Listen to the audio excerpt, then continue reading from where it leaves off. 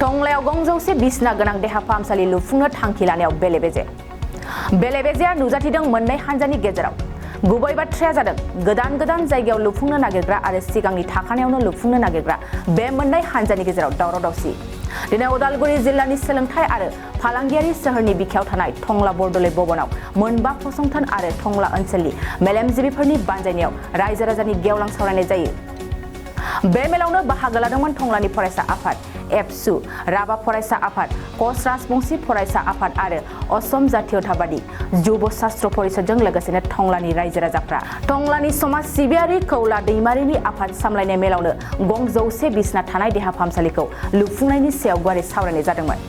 बे सावरायनायनि सायावनो टंला एबसुनि दैदेनगिरि राजीब बर' आरो टंला असम फरायसा आफादनि आफादगिरि प्रान्जल देखाया खौरांगिरिनि सिगाङाव मा फोरमायदों फै मिथिना लानि। नैबे बरदलै स्मृति भवनाव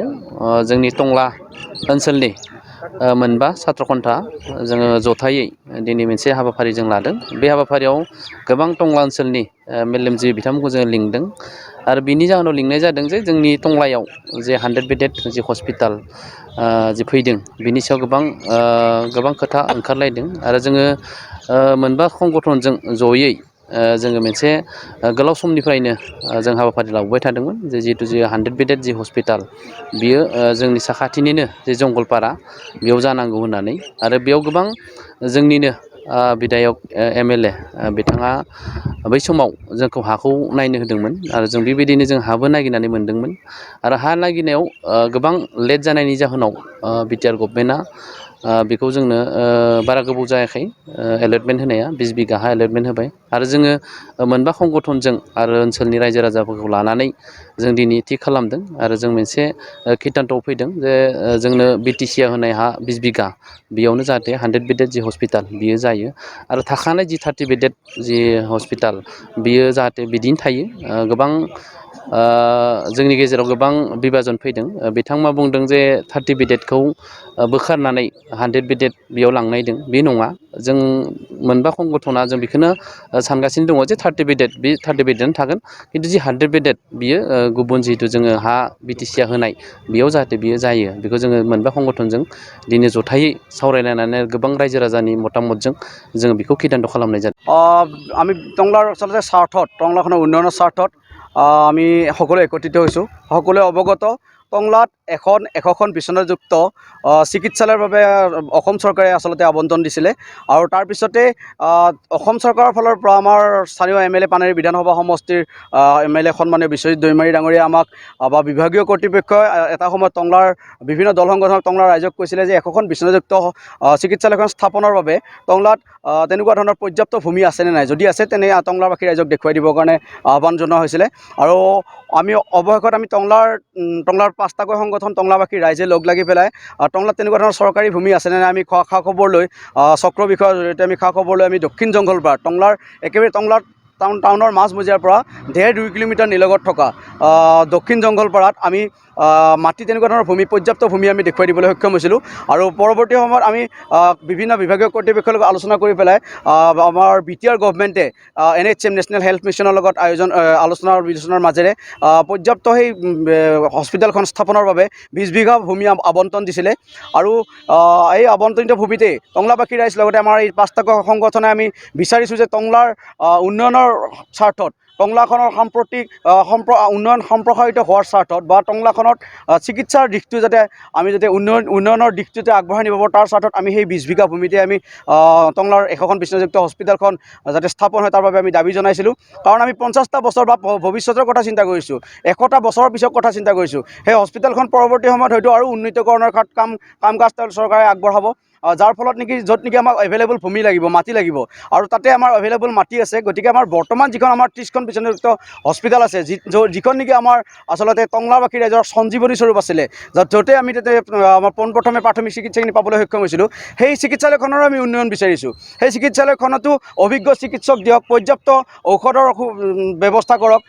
নতুন অত্যাধুনিক সা সৰঞ্জামৰ ব্যৱস্থা কৰক, চিকিৎসাৰ সা সৰঞ্জামৰ ব্যৱস্থা কৰক। আমিও সেইটো আন্তৰিকতাৰে কামনা কৰিছোঁ। কিন্তু তাতে সেই অকণমান মাটিত তাতে নেকি য'ত নেকি পৰ্যাপ্ত ভূমি নাই তাতে 100খন বিচনাযুক্ত হস্পিটেল কেতিয়াও স্থাপন কৰা সম্ভৱ নহয় যিহেতু তাতে পাৰ্কিঙৰ অসুবিধা হ'ব আৰু টংলাখন সকলোৱে জানে টংলাখন শিক্ষা নগৰী বুলি ক'লে ভুল নহয় ব্যৱসায়িক নগৰী বুলি ক'লে ভুল নহয় টংলাখনক তেনেকুৱা ধৰণৰ স্বীকৃতি দি আহিছে য'ত নেকি স্কুলৰ সময়ত স্কুল ছুটিৰ সময়ত স্কুল আৰম্ভৰ সময়ত বা বজাৰ বাৰৰ দিনটোত টংলা চহৰৰ মাজমজিয়াৰে বহুত যান জঁটৰ সৃষ্টি হয় আৰু 30খন বিচনাযুক্ত গ্ৰাম্য চিকিৎসালয়খন বৰ্তমান য'ত আছে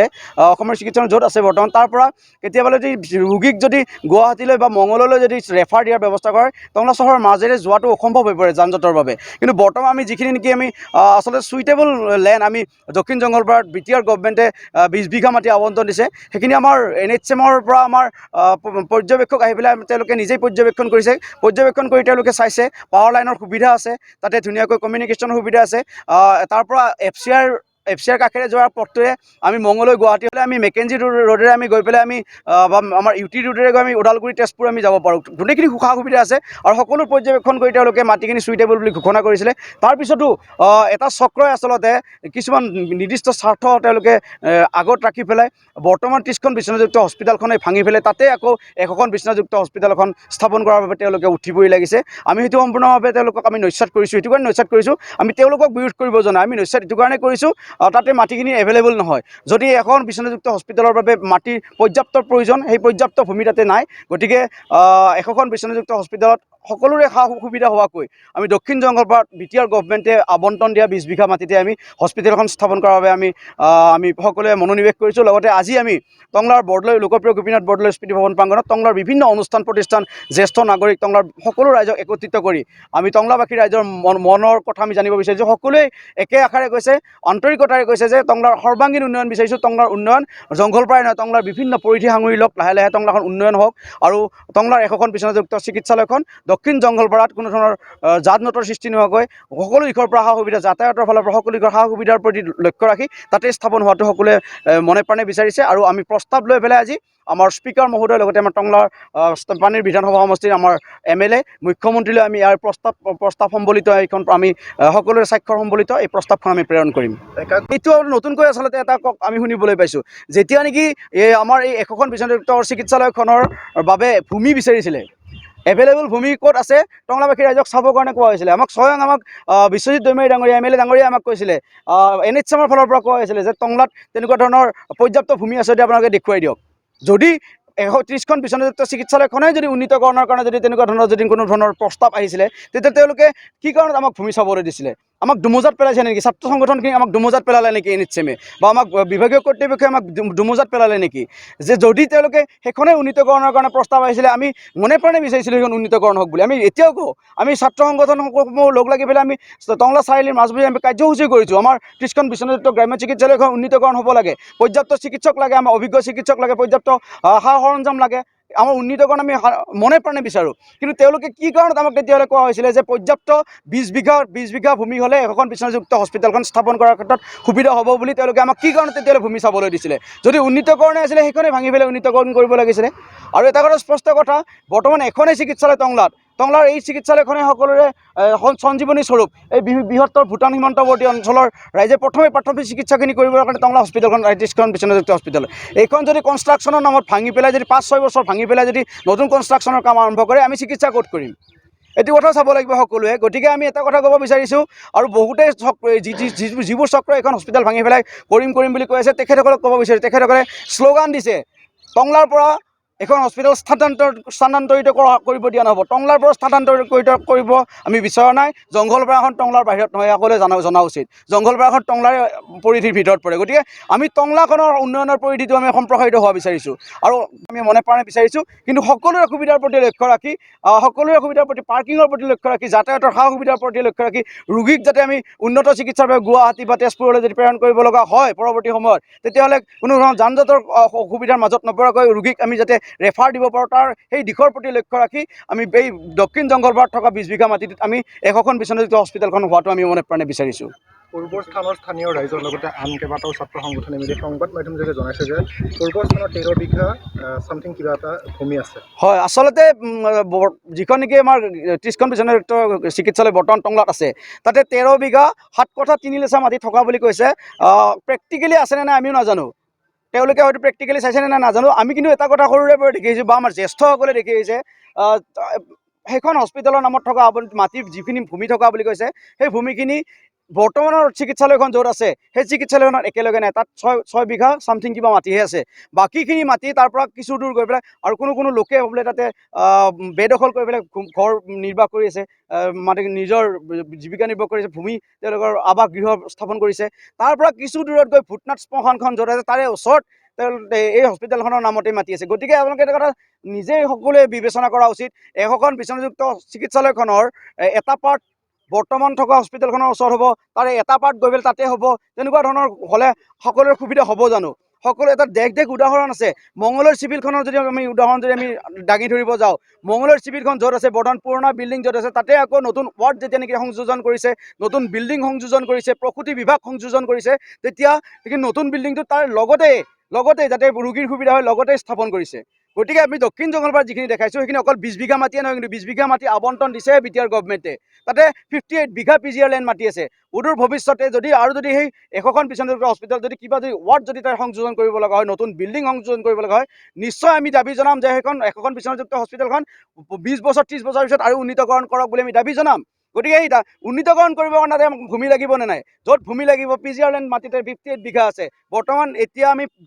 20 বিঘা মাটি আবণ্টন পাবলৈ সক্ষম হৈছোঁ তাতেতো 38 বিঘা মাটি থাকিব গতিকে 38 বিঘাত মাটিত অদূৰ ভৱিষ্যতে 50 বছৰৰ কথা চিন্তা কৰি আমি কথাটো ক'ব গৈছোঁ সেই অদূৰ ভৱিষ্যতে তাতে কিন্তু সৰ্বাংগীন উন্নয়ন কৰিবৰ কাৰণে সেই হস্পিটেলখন সৰ্বাংগীন উন্নয়ন কৰিব পৰা যাব আমাক আৰু এটা কথা ক'ব বিচাৰিছোঁ আমাৰ MLA মহোদয়ে আমাক জনাইছিলে যে ভৱিষ্যতে ওদালগুৰি জিলাত এখন চিকিৎসা মহাবিদ্যালয় স্থাপন কৰাৰ তেওঁলোকে চিন্তা চৰ্চা কৰি আছে গতিকে তেনেকুৱা ধৰণৰ চিকিৎসা মহাবিদ্যালয় স্থাপন কৰক বা আৰু কিবা আয়ুষ হস্পিটেল অনাৰ ব্যৱস্থা কৰিছে তেনেকুৱা ধৰণৰ এভেইলেবল ভূমি থকা মাটিত আমি তেনেকুৱা ধৰণৰ বৃহৎ অনুষ্ঠানবোৰ কথা চিন্তা কৰিব লাগিব আমি কম পৰিধিৰ এঠাইত যদি আমি উন্নয়নৰ কথা চিন্তা কৰিব যাওঁ তেতিয়া উন্নয়ন নহয় কিন্তু তাতে কোনো ধৰণৰ উন্নয়ন নহ'ব কাৰণ সেই অকণমান মাটিখিনিত আমি কেনেধৰণে আমি এখন বিচনাযুক্ত হস্পিটেল পাবলৈ সক্ষম হওঁ এতিয়া এটা কথা চিন্তা কৰা উচিত বৰ্তমান 30খন বিচনাযুক্ত চিকিৎসালয় এখন আছে তাৰ লগত যদি টংলাত যদি আৰু এঠাইত যদি এশখন বিচনাযুক্ত হস্পিটেল হয় তেতিয়াহ'লে টংলাবাসী ৰাইজে অন্ততঃ 2খন হস্পিটেল পাবলৈ সক্ষম হ'ব 30খন বিচনাযুক্ত হস্পিটেলখনো থাকিল এইফালে আকৌ আমাৰ এশখন বিচনাযুক্ত 130খন আমি বেড পাবলৈ সক্ষম হ'ব অৰ্থাৎ 130খন বিচনাত 130জন ৰোগীয়ে চিকিৎসা পাবলৈ সক্ষম হ'ব গতিকে সকলো দিশ চালি জাৰি চাই এই টংলাবাসী ৰাইজৰ আমি মত পোষণ আমি বিচাৰিছিলোঁ সকলোৱে মত পোষণ কৰিছে যে টংলাৰ 30খন বিচনাযুক্ত চিকিৎসালয়খনৰ উন্নীতকৰণ হওক আৰু লগতে বৰ্তমান এশখন বিচনাযুক্ত হস্পিটেল যিখন নেকি আহিছে সেইখন সকলোৰে সুবিধাৰ প্ৰতি লক্ষ্য ৰাখি দক্ষিণ জংঘলপাৰ বিটিআৰ গভৰ্ণমেণ্টে আমাক আবণ্টন দিয়া 20 বিঘা মাটিত হওক আমাক কিন্তু NHM নেশ্যনেল হেল্থ মিছনে কিন্তু বৰ্তমান তেওঁলোকে আমাক সকলো নথিপত্ৰ আমাক প্ৰেৰণ কৰিছিলে এই আবণ্টিত মাটিখিনি তেওঁলোকে হস্তক্ষেপ কৰিব বিচাৰিলে যে ল'ব বিচাৰিছিলে তেওঁলোকে অৰ্পণ কৰি ল'ব বিচাৰিছিল কিন্তু তাৰপিছতো কি কাৰণত এতিয়ালৈ বৰ্তমান পিছুৱাই আছে আমি গম নাপাওঁ আমি এবাৰ বৰ্তমান অসম চৰকাৰৰ যিখিনি কেবিনেট 28 তাৰিখৰ পৰা 3 তাৰিখৰ ভিতৰত যি ওদালগুৰি জিলাত হ'বলৈ গৈ আছে সেই কেবিনেটতে আমি এই 5টা সংগঠনে আমি ক'বলৈ বিচাৰিছোঁ এই 5টা সংগঠনে ক'ব বিচাৰিছোঁ আমি তাতে উত্থাপন কৰিম 30খন বিচনাযুক্ত গ্ৰাম্য চিকিৎসালয়খনৰো উন্নয়ন হওক লগতে এশখন বিচনাযুক্ত যিখন চিকিৎসালয় হ'বলৈ গৈ আছে সেইখন আমাৰ সকলোৰে সুবিধাৰ প্ৰতি লক্ষ্য দক্ষিণ জংঘলপাৰত হ'ব লাগিব অন্যথা যি চক্ৰই আমাক এই ক্ষেত্ৰত বাধা দিবলৈ চেষ্টা নকৰক কিয় এই 5টা সংগঠনে কিন্তু হাত সাৱটি বহি নাথাকে আৰু এটা কথা স্পষ্ট ক'ব বিচাৰিছোঁ এই 5টা সংগঠনৰ কিন্তু ব্যক্তিগত স্বাৰ্থ অন্তৰ্নিহিত হৈ থকা নাই আমি এটাই কথা ক'ব বিচাৰোঁ যে টংলাৰ সৰ্বাংগীন উন্নয়ন হওক টংলাখনৰ উন্নয়নৰ পৰিধি বৃহৎভাৱে বহলভাৱে আগবাঢ়ি যাওক তাকে বিচাৰিছোঁ জংঘলপাৰ এখন টংলাৰ পৰা পৰিধিৰ বাহিৰত নহয় টংলাৰ পৰিধিৰ ভিতৰতে গতিকে জংঘলপাৰলৈ আমি চিকিৎসাৰ দিশটো টংলাখনৰ উন্নয়নৰ দিশটো আগবাঢ়ি যোৱাটো বিচাৰিছোঁ ভৱিষ্যতে আমি পশ্চিম দিশত থকা আমি লতাঘাটেই হওক বা সেই দিশলৈ আমি যিমান পাৰোঁ বৰাঘাটৰ এই অঞ্চল চুই পেলাই আমি বিভিন্ন ধৰণৰ এনেকুৱা ধৰণৰ অনুষ্ঠান হোৱাটো আমি মনে প্ৰাণে বিচাৰিম